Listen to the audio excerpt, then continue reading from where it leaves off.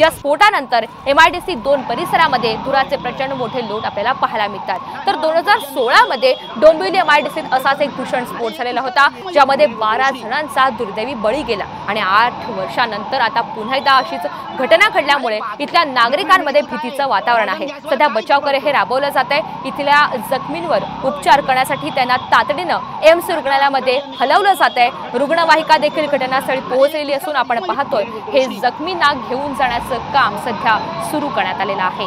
10 ते 12 अग्निशमन दलाच्या गाड्या घटनास्थळी पोहोचलेल्या आहेत, तर 3 ते 4 रुग्णवाहिका या परिसरामध्ये पोहोचलेल्या आहेत आणि ही दृश्य आपण डोंबिवलीची पाहतोय।